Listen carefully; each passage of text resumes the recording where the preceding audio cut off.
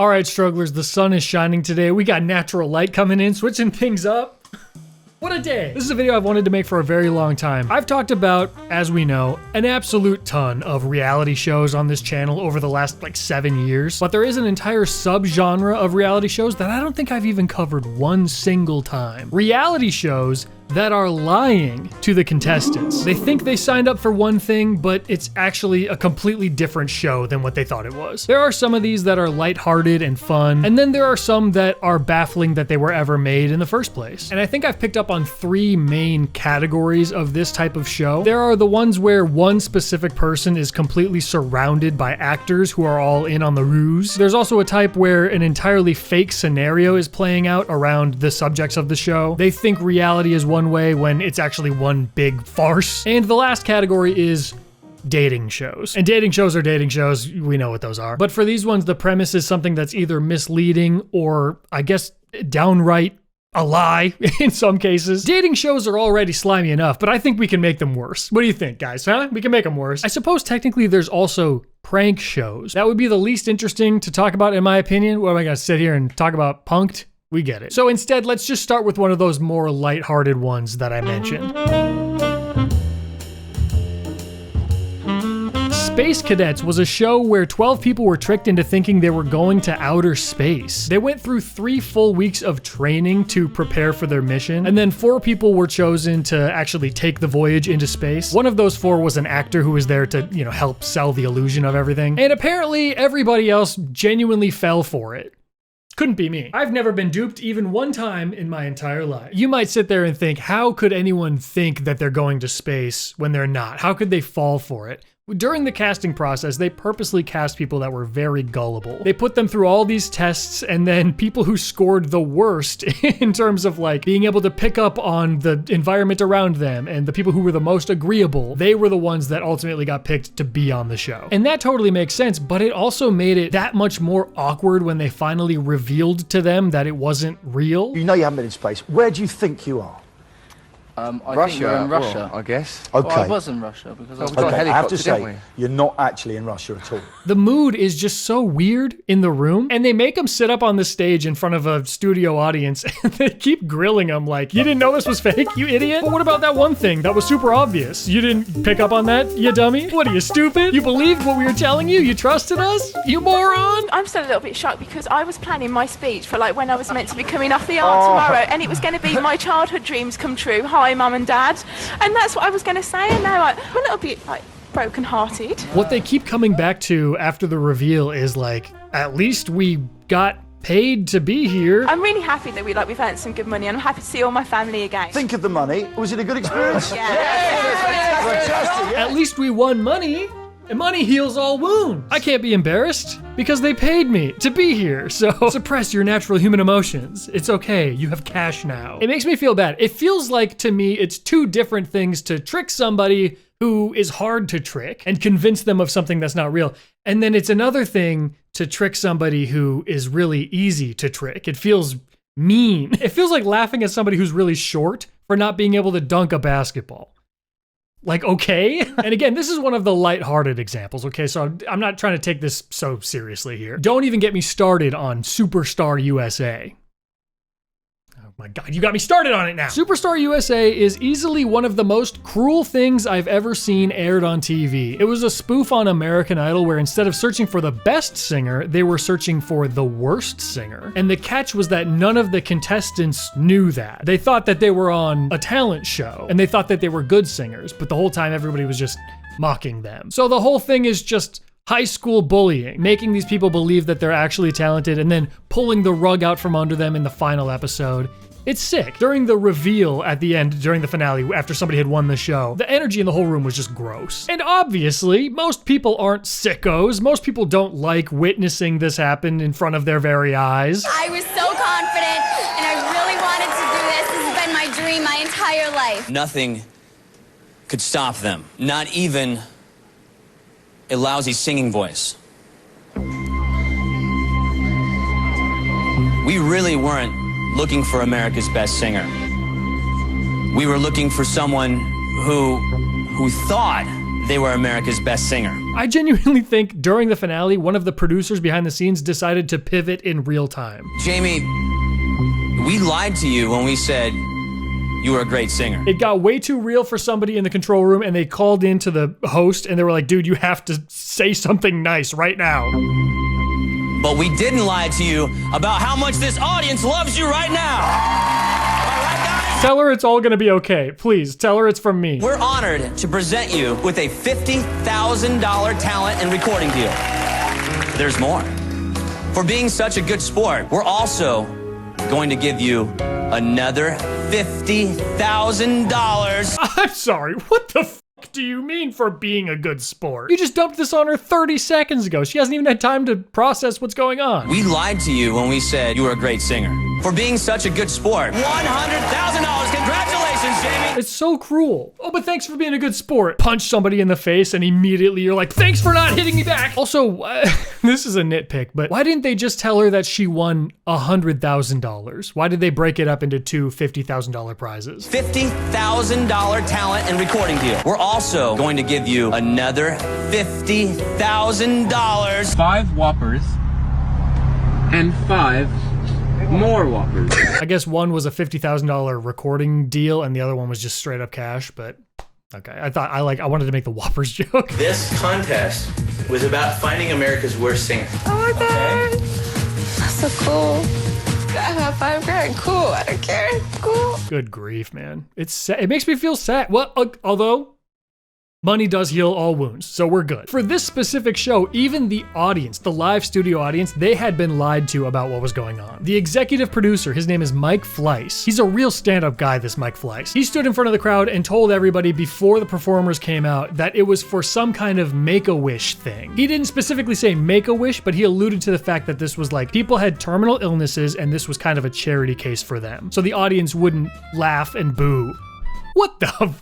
Dude. He also happens to be the same guy who created The Bachelor and The Bachelorette, as well as like 10 other really twisted reality shows. So, change. Become a better person. Also, imagine being a person in the crowd, in the live studio audience for this particular event, thinking, oh, the people up on stage are here for a Make-A-Wish type thing. They're terminally ill. I feel bad for them. I'm glad that they're up here performing, living their dream. And then the host turns it and says, actually, we're making fun of you idiots. But you don't know that they're not for a Make-A-Wish thing? So you think, oh, it's a Make-A-Wish thing and they're being cruel to them on top of that. I would crawl out of my skin if I was in the audience. So yes, everybody involved with this, especially executive producer Mike Fleiss, absolutely stink. I can tell that they didn't graduate from one of Canada's top business schools with really good grades. Nathan For You is a show that really toes the line between reality and fiction. The premise is that Nathan is a consultant for businesses that are struggling. So he comes in and gives them these wacky ideas for how they can gain more customers. And a lot of the time, the crazy ideas actually work. But the thing that kind of puts this show into the gray area of reality shows that lied to the participants is that the business owners don't know that this is for a comedy show. They know that everything's being documented. They know there's cameras there, but they thought that it was for like a John Taffer type thing where he's coming in and genuinely trying to help them. But he is genuinely helping them a lot of the time, just with crazy ideas. So it's like a mixture of comedy and real business consulting stuff. It's confusing, but it's awesome. I think there's something incredibly wholesome about the way that this show is made. There's definitely a level of mockery going on here. But because Nathan almost always makes himself the butt of the joke, it doesn't feel like we're laughing at these people. It feels like we're laughing at the wacky situation that he is putting all of us in. We're laughing at Nathan's absurdity and how Nathan is handling these people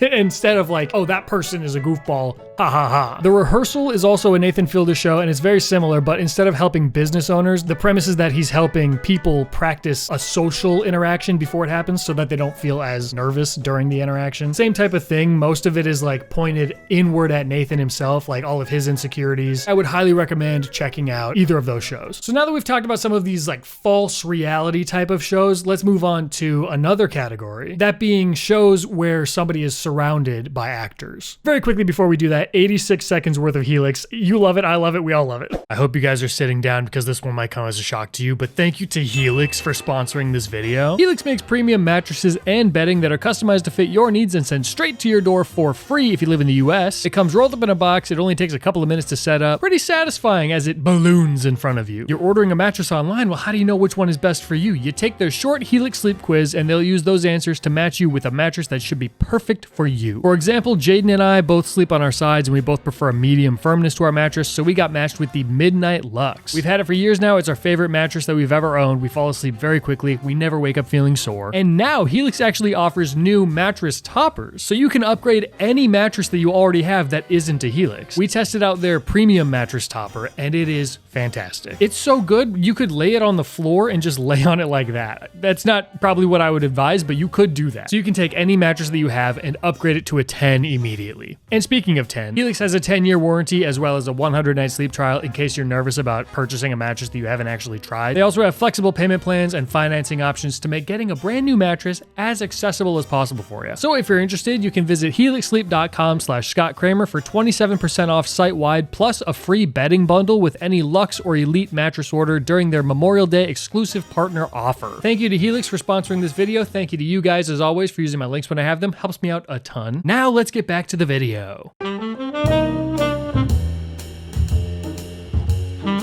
This first show I'm going to talk about you've probably heard of because a few years ago it was very popular. Jury Duty is a show about a fake civil trial where one of the jurors isn't aware that it's all made up. This guy Ronald was under the impression that there was a documentary being made about the jury duty process itself, when in reality the whole show was about him and how he would react to the goofy situations they put him in. One thing I noticed about this show was how intentional they were about making Ronald an observer as opposed to somebody who's like being pranked and made fun of. The humor of the show was mainly coming from the straight man of Ronald reacting to the goofy stuff that the show was doing around him. So like for example, the actor James Marsden was there and he was playing a really hyper exaggerated version of himself and he was constantly the butt of the joke. And basically every other juror was also playing like a caricature of the most ridiculous person you've ever met. And then Ronald again was the straight man. He was the one that was like, what the hell is what is wrong with these people? In the final episode of the show, they showed a ton of behind the scenes footage and it explains how they pulled all of this off. And thank goodness they give Ronald $50K plus another $50K. When the show ended, he said that he felt paranoid that everybody else in his real life was also lying to him and playing a character. He had a hard time accepting that the show was over after it was over. And I totally understand that. Everybody in his real life, what he thought was his real life,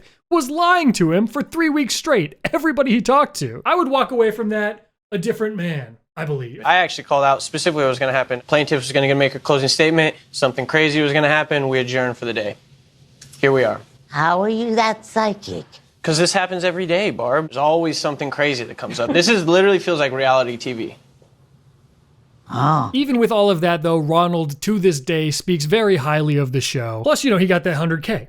And that heals all. But I assume speaking highly of the show is something that cannot be said for the people featured in this next show. The Push. No, this is not a sequel to the critically acclaimed ABC drama The Slap, which I covered just a few weeks ago. This one is much, much, much darker. The premise of this show is to manipulate someone over the course of one night into committing murder. I know that sounds like some kind of twisted psychological experiment from the early 1900s, but this aired on Netflix in 2018. The setup for The Push is that an unknowing participant is helping at a charity auction. Throughout the night, his superiors are asking him to do these increasingly unethical things, labeling sausage rolls as vegetarian, shoving a dead body into a crate. Oh. That escalated quickly. They tell this guy Chris that a mysterious wealthy man named Bernie was here to make a huge donation to this charity, but just before the event starts, he has a heart attack and he dies. They convince Chris to help hide the body and go about business as usual until the auction is over so the charity can still make money. They collected a bunch of fake celebrity endorsements to add legitimacy to the event, and it makes it even harder for Chris to blow the whole thing up, like come clean about it because he thinks this is a real thing. Later on, there's a lot that goes on, but Chris has to impersonate Bernie and give his speech for him. They try to get him to kick Bernie's dead body to bruise him up and make it look like he fell down the stairs and that's how he died. It's just like, what are we doing here, Darren? And from there, things you might think it couldn't get darker, it gets darker. They go back to the place where they left Bernie's dead body and it's not there anymore. So it turns out that Bernie wasn't actually dead. In the context of like even their fake story, he wasn't dead. And now he's going to expose Chris and the charity organizer for trying to get rid of his dead body. He says that he could hear everything they were saying, he was just unconscious, he could hear them all, and he's gonna tell everybody what they did. And that is when the charity organizers try to convince Chris to push Bernie off of the building, making it look like he jumped or fell and died by accident. The push. You get it? I guess the positive thing here is that Chris refuses to do that and just walks away from it. Thank God. Too bad it doesn't end there. It's revealed that they actually ran this experiment 4 times with different people, and Chris was the only one who didn't push Bernie off the building. Ugh. So these 3 people, in their minds, murdered this man. The Stanford prison experiment walked so this brutish Netflix show could monetize. It's so funny because when Darren comes out at the end after the big reveal, his comforting words to the murderers are this. Most people have pushed. Most people have done it. Most people would. Don't worry. Most people killed the guy, so it's all right. That makes me feel better. By understanding this, understanding how we can be manipulated, we can be stronger. We can say no. We can push back. Oh, good grief, Darren. Don't try to put a positive spin on this, Darren. These folks should be grateful, actually, that we pushed them to do this. They should be thanking us. So like I mentioned before, the third type of misleading reality show is the dating show, and I don't want to spend too much time on here. It's all kind of like the same idea, just repackaged in different ways. The seemingly most eligible bachelor or bachelorette on the planet is actually something else. Great. So let's just zip through some of these. Okay, first of all, Joe Millionaire. You ever heard of Joe Millionaire? The premise of the show was that it was like The Bachelor, and all of the women were under the assumption that the Bachelor was a millionaire, a very rich man. Well, apparently he was not. Just a regular working class dude. The most horrifying thing you can be, genuinely. The one thing that I really wanted to point out about this show is the episode titles. I don't know why, but they're kind of funny to me. So episode 1 is titled The Beginning. That makes sense. And then it just goes episode 2, episode 3, episode 4, episode 5, episode 6. Episode 7 is titled The Last Episode. And then episode 8 is The Last Episode Part 2. So this was a lie. And then there's also a 9th episode called The Aftermath. So this was also a lie. I think it's also incredible to notice that, look at the amount of viewers. The Last Episode Part 2 had 40 million viewers. Over double the first episode. And 11 million more than the last episode. Confusing. This must have been where they really got to the nitty-gritty. This is where they decided and revealed that he was a poor, disgusting, dirty man. They did reboot this show in 2022, and they changed the premise a tiny bit, where instead of just one guy, it was 2 guys who were the bachelors. And one of them was a multimillionaire, and the other one was not. The show kind of insinuated that the other guy was poor, but he was also a wealthy man. He was like the owner of a construction company. So yeah, kind of weird that they changed the premise and were like, oh, one of them's rich and one of them's not. Except for they are both rich. So anyway, that's Joe Millionaire. Another one was called I Wanna Marry Harry, and this was canceled after only 4 episodes. What do you think I Wanna Marry Harry is about? Well, I'll just tell you. They kind of tricked a bunch of women into thinking that Prince Harry was the Bachelor. Although I don't know how much the women actually believed that. I think the show just kind of edited it to make it seem like the women thought that. They insinuated that this is Prince Harry. Look, it's Prince Harry. They never explicitly said it until like 5 episodes in. Then they just started lying. And they were like, this is Prince Harry. I am here to tell you now that Sir is indeed Prince Harry of Wales. I don't think any of the women really believed it ever, but they just kind of went along with it because they were like, why would they be lying to us about this? Is so strange. Really, the most interesting thing about the show is that one of the women's names was Meghan, and it was spelt the same way as Harry's current wife, Meghan Markle. I feel like I've seen enough pictures in my life of Harry, and I don't think it is him. So a little bit of foreshadowing, maybe? The universe giving you a little bit of a wink? Something that's actually the exact opposite of I Wanna Marry Harry was a show called Secret Princes. Now, this is a show where a handful of nobility, as they call them, princes and other kind of like royalty type guys, they came to America and undercover were kind of doing a dating show type of thing. So instead of a normal guy pretending to be royalty, it was royalty pretending to be a normal guy. Okay, cool. How about a show where it was half straight men and half gay men, and you had to try to guess who the gay men were. Would you be interested in that? Well, that's a show called Playing It Straight. Trying to find a room last night was kind of crazy. Everybody's so worried about, being gay. I just want to read a little bit of this Wikipedia article to you guys. Playing It Straight is an American reality television series broadcast by the Fox Broadcasting Company. No surprise there. Fox is responsible for a lot of crazy stuff. The series premiered on March 12th, 2004, although it was prematurely canceled by the network following the broadcast of its third episode on March 26th. Oh my gosh. Thomas, who's the single woman in this show, was required to eliminate men from the competition who she believed identified as gay. And then, what is this? Gaydar. If the final suitor was a straight man, he and Thomas split a reward of $1 million. Conversely, if the final suitor was a gay man, he alone won the reward. So it pays to be gay. This is my favorite part though. Playing It Straight was part of Fox's intent to capitalize on a rising interest in LGBT-themed reality television shows. The cancellation of Playing It Straight caused some network executives to reevaluate their own LGBT-related television shows. So you mean that the executives at a big corporation were out of touch with what the people wanted? This can't be. This can't be right. It's got to be something else. It couldn't be because of the suits in charge weren't aware of what people like and think. They're always in tune to that. So it shows you who of the men were straight and who was gay. The gay men way outweighed the straight men. So we got 1, 2, 3, 4, 5, 6, 7, 8, 9 gay men to only 5 straight men. So actually kind of impressive that she whittled it down to the final 2 were both straight. I guess her gaydar was pretty good. This fella, Eddie, the school teacher, they said that he just quit. He's like, I can't do it anymore. And that started a domino effect. Once Eddie, the teacher, left, it was just like, we got rid of all the gay men. I also think it's kind of interesting that the first 2 men she eliminated were both straight. So anyway, that's a show. Well, what if I could interest you in another show of a similar premise? Except instead of a woman trying to decide between which men are gay and straight, it's a gay man trying to decide between which men are gay and straight. Would you be interested in that? Boy Meets Boy is the perfect show for you if that's what you're into. And this show actually came out first. It came out a year prior to Playing It Straight. But other than that, it's like the exact same premise. Half of the guys are straight, half of the guys are gay, and the man who's trying to find his potential future husband, I suppose, has to weed them out. Gotta get the straight guys out of there and hopefully end with a gay man. And then they split a cash reward. And if the straight man wins, he gets the whole thing. I guess it pays to be straight. I also thought about the idea of Too Hot to Handle. That kind of fits into this category because the concept of the show is initially hidden from people while they're applying to be on it. The premise was like all these hot, horny singles thought they were signing up to be on a show where they just got to be hot, horny singles and like hook up with each other the whole time, which is a wild thing to apply for and to believe is a real thing. I guess